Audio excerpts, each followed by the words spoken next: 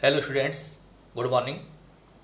हम पढ़ रहे हैं अर्थमेटिक मीन और कल के लेक्चर में आपको मैंने अर्थमेटिक मीन कंटिन्यूस सीरीज में किस प्रकार से ज्ञात करते हैं ये सिखाया था। इंडिविजुअल सीरीज में, डिस्क्रीट सीरीज में और कंटिन्यूस सीरीज में अर्थमेटिक मीन ज्ञात करने की विधि आपने डिटेल में समझ ली है। अब कई बार कुछ ऐसी समस्याएं आती हैं कि अर्थमेटिक मीन हम कैसे ज्ञात करें। सम स्पेसिफिक प्रॉब्लम्स जो खास करके कंटिन्यूस सीरीज में आपको देखने को मिलती हैं, उनका समाधान कैसे करें मैं आज आपको सिखाऊंगा।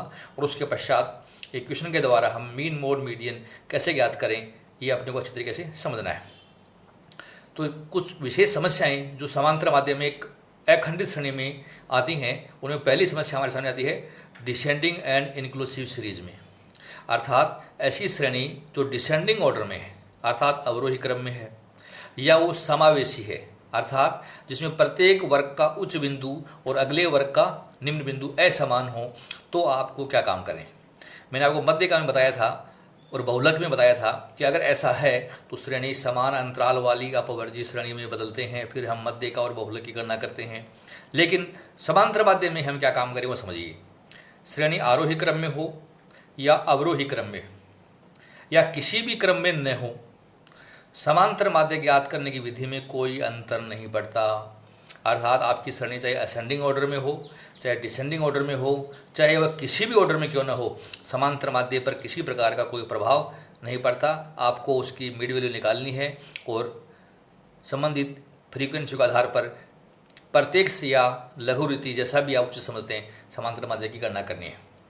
अगर हमारी श्रेणी समावेशी है तो समावेशी श्रेणी को भी अपवर्जी श्रेणी में परिवर्तन करने की कोई आवश्यकता नहीं होती है। अर्थात समावेशी श्रेणी है तो उसके L1 + L2 के द्वारा मिड वैल्यू निकाल लो और उसको हल कर लीजिए। हमें अपवर्जी बनाने में कतई आवश्यकता नहीं है।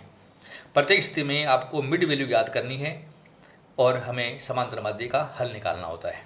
तो ये था डिसेंडिंग एंड इंक्लूसिव सीरीज। कई बार हमारी प्रॉब्लम अनइक्वल क्लास इंटरवल्स की आती है, अर्थात कंटिन्यूस सीरीज है लेकिन हमारे वर्ग अंतराल असमान हैं। मैंने मध्यिका में आपको बताया था कि हम वर्ग अंतराल असमान है तो समान बनाएंगे।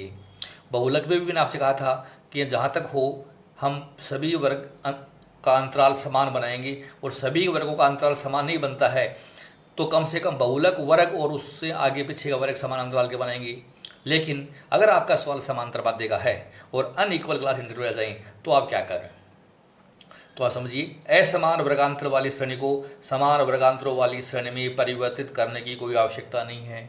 आपने कर लिया परिवर्तन तो भी कोई फर्क नहीं पड़ेगा, और नहीं परिवर्तन किया तो भी हमारे सॉल्यूशन पर किसी प्रकार का कोई फर्क नहीं पड़ेगा। उसी स्थिति में मध्य बिंदु ज्ञात करके आपको हल कर लेना है। अर्थात अनइक्वल क्लास इंटरवल में समांतर माध्य ज्ञात करना हो तो आपको मिड वैल्यू ज्ञात करके संबंधित फ्रीक्वेंसी के आधार पर डायरेक्ट मेथड या शॉर्टकट, स्टेप डेविएशन जैसा भी आप उचित समझते हैं समांतर माध्य की गणना करके दिखा सकते हैं। तीसरी समस्या आती है कम्युलेटिव सीरीज। अर्थात आपका क्वेश्चन संचयी आवर्ती सीरीज का हो तो ऐसी स्थिति में क्या करें। तो संचयी आवर्ती श्रेणी आपको या तो लेस देन सीरीज के रूप में मिलती है या फिर मोर देन सीरीज के रूप में मिलती है। तो संचयी आवर्ती श्रेणी को लेस देन या मोर देन के रूप में लिखा जाता है। उससे साधारण अखंडित श्रेणी बनाई जाती है। अर्थात आप उसके समान वर्गांतर बना करके साधारण अखंडित श्रेणी बना लीजिए और प्रत्येक वर्ग की सही आवर्तियाँ ज्ञात कर लीजिए। तत्पश्चात मध्य बिंदु ज्ञात करके समांतर माध्य की गणना की जाती है। तो अगर कोई क्वेश्चन लेस देन में आ गया तो उसको आप सामान्य आवर्ती श्रेणी के रूप में बदल दीजिए। अगर क्वेश्चन मोर देन में है तो भी आप उसको सामान्य श्रेणी के रूप में बदल दीजिए, अर्थात आपके वर्गांतरों वाली श्रेणी में आप उसको बदल दीजिए। प्रत्येक वर्ग की सही आवर्तियाँ निकाल लीजिए, फिर जो वर्ग आपने बनाए हैं उनकी मिड वैल्यू निकाल कर समांतर माध्य की जो विधियाँ मैंने आपको पढ़ाई हैं आप उसकी गणना कर सकते हैं। चौथा मेरा आता है आपके सामने ऐसी समस्याएं जब ओपन एंड क्लासेस दें। कुछ क्वेश्चन ऐसे मिलेंगे जिसमें आपको प्रथम वर्ग की निम्न सीमा नहीं पता है और अंतिम वर्ग की उच्च सीमा भी नहीं पता है, तो ऐसी श्रेणी को हम कहते हैं ओपन एंड क्लास। तो खुले सिरे वाले वर्ग हिंदी में इनको बोलते हैं। तो खुले सिरे वाले वर्गों में प्रथम व अंतिम की क्रम से निम्न सीमा उच्च सीमा निर्धारित करना अत्यंत आवश्यक होता है, तभी उन वर्गों के मध्य बिंदु ज्ञात किए जा सकते हैं। अब आता है प्रश्न हमारे सामने कि प्रथम वर्ग की निम्न सीमा कैसे तय करें और उच्च वर्ग की उच्च सीमा कैसे तय करें।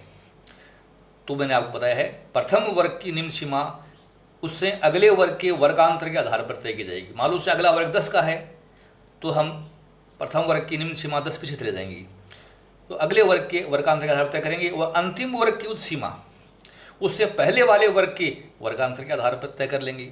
मतलब अंतिम वर्ग जो भी है उससे पहले वाले वर्ग में कितना अंतर है उतना ही अंतर आपको अगले वर्ग में, अंतिम वर्ग में कर देना है।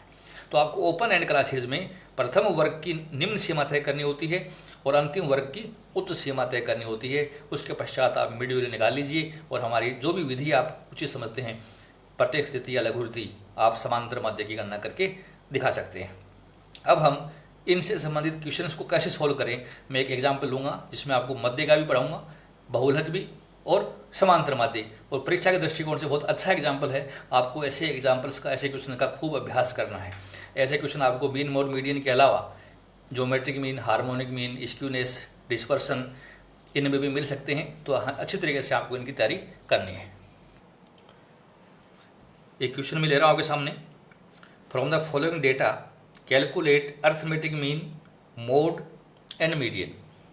हमें इन सूचनाओं से समांतर माध्य, बहुलक और मध्य का ज्ञात करनी है। साइज ऑफ आइटम्स दे रखी है अपने को, फ्रीक्वेंसी दे रखी है, less than 5, less than 10, 5 to 15, 15 and above, 20 to 25, 25 and above, 30 and above, और ये इनकी फ्रीक्वेंसी आपको शो कर रखी है। विद्यार्थियों आप देख रहे हैं ये क्वेश्चन जो है ये कंटिन्यूस सीरीज है, और मैंने आपसे कहा कि ये सीरीज हमारी ओपन एंड सीरीज है। लेस देन में भी दे रखी है और ये अबव में भी दे रखा है। ये कम्युलेटिव फ्रीक्वेंसी वाली सीरीज भी है। इसमें अंतराल असमान भी हैं। मैंने आपको जो प्रॉब्लम बताई उनमें से लगभग सारी प्रॉब्लम्स में हैं। इसमें आप देख रहे हैं कि इन इक्वल क्लास इंटरवल भी हैं, ये हमारी कम्युलेटिव फ्रीक्वेंसी सीरीज भी है, ये ओपन एंड क्लास सीरीज भी है। तो इस क्वेश्चन का समाधान कैसे करें आपको इस तरह समझना है। सबसे पहले आपको हमारी ये जो क्वेश्चन दे रखा है इसको साधारण अखंडित श्रेणी में बदलना है।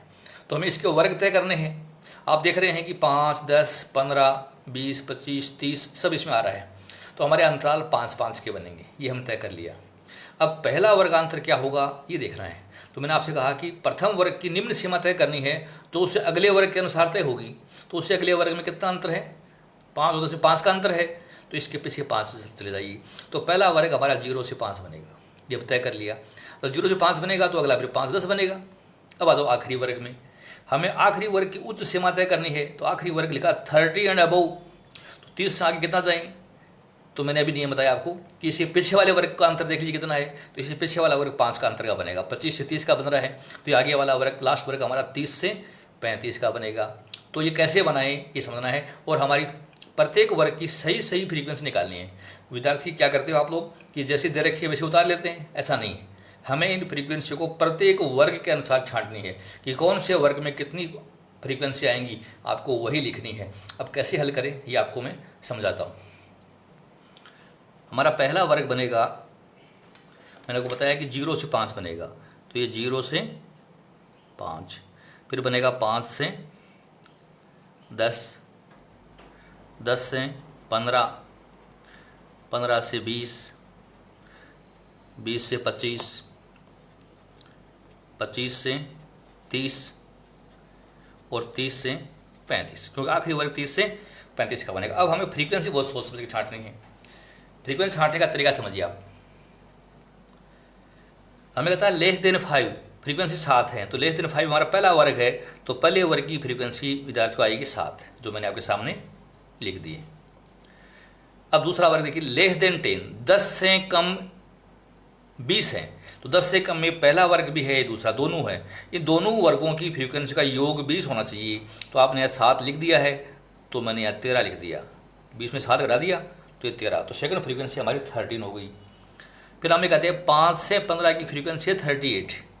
5 से 15 में एक तो ये वर्ग है और एक ये, 2 वर्ग है, सेकंड और थर्ड। इन दोनों फ्रीक्वेंसी, दोनों वर्गों की फ्रीक्वेंसी का योग आना चाहिए 38। आपने 13 यहाँ लिख रखा है, तो 38 में 13 घटा दो तो ये संख्या आ जाएगी 25। तो ये फ्रीक्वेंसी हमारी 25 हो जाएंगी। अब हमें कहता है कि 15 एंड अबव 55 है। तो 15 अबव में ये भी है, ये भी है, ये भी है और ये भी है, तो हम इसको नहीं निकाल पाएंगे। तो अब लास्ट में आ जाओ, 30 एंड अबोव 1 है, तो 30 एंड अबोव का ये वर्ग है, तो ये 1 है, तो ये मैंने यहाँ 1 लिख दिया है।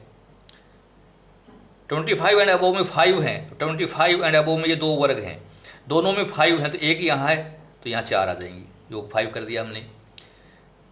20 से 25 में 20 हैं, तो 20 से 25 की आपको सवाल में दे रखी है, तो 20 तो मैंने 20 लिख दिया। 15 एंड अबोव 55 हैं, 15 अबोव में चारों वर्ग आते हैं, इन चारों का योग 55 होना चाहिए, तो 20 4 24 25 लिख रखा हमने, और होना चाहिए 55, तो 55 में से मैंने 25 घटा दिया, तो ये बची हुई संख्या 30 आ जाएगी यहाँ पर। तो ये फ्रीक्वेंसी बन गई हमारी 7 13 25 30 20 4 और 1, और आप इनका योग भी कर सकते हैं, तो योग हमारा n कहलाता है। योग किया हमने 13 और 7 20 45 और 50 95 99 और 100, योग हो गया 100। तो इस तरीके से हमने क्वेश्चन को रीराइट कर लिया है। हमारा क्वेश्चन सामान्य अखंडित श्रेणी बन गई। आप देख रहे हैं कि ये हमारी श्रेणी जो है समान अंतराल वाली भी हो गई, अपवर्जी भी हो गई। अब लेस देन सीरीज को हमने समान अंतराल वाली साधारण श्रेणी में बदल दिया। अब आपने पढ़ा है कि हमें सबसे पहले निकालना है मीन, मोड और मीडियन। तो पहले मैं मध्य का निकाल रहा हूँ। मध्य का के लिए हमें जरूरत पड़ती है CF की, मध्य का के लिए CF की जरूरत पड़ती है। तो पहली CF है हमारी 7 में 13 जोड़ दिया तो ये हो गया 20, इसमें 25 जोड़ दिया तो ये हो गया 45, 30 जोड़ दीजिए 75, 20 जोड़ दीजिए 95, 99 और 1 जोड़ दिया तो ये 100। ये हमारी CF हो गई। अब हम मध्य का की गणना आसानी से कर सकते हैं, तो हमने मध्य का की गणनाएँ कर ली।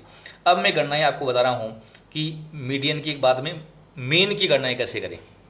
मेन की गणना करने के लिए आपको एक तो मिड वैल्यू चाहिए, फिर आपको DX चाहिए, फिर DX में आप I का भाग देकर DX डैश निकाल सकते हैं, और FDX चाहिए। ये 4 कैलकुलेशन आपको निकालने पड़ेंगे समांतर माध्य के लिए। मैं इसको शॉर्टकट मेथड से समझाना चाह रहा हूँ। तो हमारा जो क्वेश्चन है इसके मिड वैल्यू निकालनी है आपको। तो प्रत्येक वर्ग की लोअर लिमिट अपर लिमिट को जोड़ दीजिए, 2 का भाग दे लीजिए, तो 0 + 5 5 का योग किया, 5 5 में 2 का भाग दिया तो यह 2.5, यह आया 7.5, यह आया 12.5, 17.5, 22.5, 27.5 और 32.5। हमने ये मिड वैल्यू निकाल ली। इनमें से किसी भी एक को आप एज्यूम कर लीजिए। जैसे मैं एज्यूम कर रहा हूँ 17.5 को, मैंने यहाँ लिख दिया a बराबर 17.5। हमें DX निकालना है। DX कैसे निकालें? प्रत्येक x में से आपको एज्यूम मीन घटाना है। तो 2.5 में से घटा दो आप 17.5, 2.5 में से आपको 17.5 घटाना है, तो ये माइनस का बचेगा, माइनस का 15 बच गया। 7.5 में से 17.5 घटा दो तो ये माइनस के 10 बच गई, ये माइनस के 5 बच गई, ये 0, ये प्लस के 5 बच गई, ये प्लस के 10 बच गई, ये प्लस के 15 बच गई। अर्थात प्रत्येक x में से आपने 17.5 कम कर दिया तो ये संख्या आ गई। अब हमें DX में I का भाग देना है। I हमारे क्वेश्चन में अंतराल है प्रत्येक वर्ग में 5 का, तो मैं 5 का भाग दे दूं, तो 15 में 5 का भाग दिया, माइनस के 3, माइनस के 2, माइनस के 1, 0, प्लस का 1, प्लस के 2, प्लस के 3। ये हमने DX निकाल ली। अब DX डैश आ गया। अब इसको आप F से गुणा कर लो, ये F है यहाँ पर। तो 7 को माइनस के 3 से गुणा किया तो ये माइनस का 21, 13 को माइनस के 2 से गुणा किया तो ये माइनस के 26, 25 को मैंने माइनस के 1 से गुणा किया तो यह आया माइनस का 25, 30 को मैंने 0 से गुणा किया तो 0, 20 को 1 से गुणा किया तो ये प्लस का 20, 4 को 2 से गुणा किया तो ये 8 प्लस का, और 1 को 3 से गुणा किया तो आया 3। तो प्यारे विद्यार्थियों, हमारे पास ये प्लस की संख्याएं हैं 20 और 28, 28 और 3 31, और ये माइनस संख्याएं हैं। तो आप देख रहे हैं माइनस की संख्याएं ज़्यादा आ रही हैं, जितनी ज़्यादा आ रही हैं वहाँ लिख लो। तो ये कहलाएगा हमारा sigma FDX dash equal to, और मैंने इसका योग कर दिया, ये माइनस का आया 41, माइनस का 41 आ गया। हम याद करते हैं समांतर माध्य। फॉर्मूला है x bar equal to a plus sigma FDX बटे n इंटू आई। तो हमारा x बार हम निकालें तो x bar equal to a हमने माना था विद्यार्थियों 17.5, सिग्मा FDX डैश आपने क्या किया माइनस का 41, n है हमारा 100 आवृत्तियों का योग, और i है अंतराल है 5 का, अर्थात ये हमारा फॉर्मूला मैंने लिख दिया है। अब वैल्यू पुट कर दो, 17.5 तो रहेगा ही रहेगा। अब ये टकराएंगे आपस में प्लस माइनस, तो माइनस की हो जाएंगी, 17.5 माइनस। अब 41 को 5 से गुणा करके आपको 100 का भाग देना है, तो 205 बटे 100 हल कर लीजिए। तो 17.5 माइनस 2.05 बराबर 15.45, अर्थात x बार हमारा आएगा 15.45। अब हम बात करते हैं बहुलक। आपने बहुलक याद करने के दो मेथड पढ़े थे, निरीक्षण द्वारा बहुलक और समूहन द्वारा बहुलक। तो हम देख रहे हैं हमारी आवर्तियाँ 7, 13, 25, 30 बढ़ रही हैं, हाइस्ट होगी फिर घट रही हैं। तो सबसे बड़ी हमारी आवर्ती 30 हैं और जो वर्ग है 15 से 20। तो हमारा बहुलक वर्ग तय हो गया 15 से 20 है। तो हम इसको लिख लेते हैं, बहुलक वर्ग 15 से 20। बहुलक वर्ग 15 से 20 फॉर्मूला है L1 plus delta one plus delta two into Y. तो मैं वैल्यू पुट करके बता रहा हूँ आपको। Z इक्वल टू L1 हमारा 15 हो गया, बहुलक वर्ग की आवर्ती और उससे पहले वाली आवर्ती ये 30 है और ये 25 है, तो अंतर 5 का है, तो डेल्टा 1 5। डेल्टा 2 बहुलक वर्ग की आवर्ती और आगे वाली आवर्ती में अंतर 10 का है, 10, और क्लास इंटरवल हमारा है 5। तो Z इक्वल टू 15 प्लस 5 गुना 5 हो गया 25, 25 बटे 15। तो Z बराबर आया 15 प्लस, अब 25 में आप 15 का भाग दे दीजिए, तो ये आया 1.67। तो Z इक्वल टू आ गया हमारा 16.67। 16.67 ये हमारा बहुलक कहलाएगा। हमें निकालिए मीडियन, साइज ऑफ n/2। तो हमारे क्वेश्चन में आवर्तियों का योग था 100, 100 में हमने 2 का भाग दिया तो 50th आइटम, 50th आइटम आ गया। अब हम इसको CF में देखते हैं।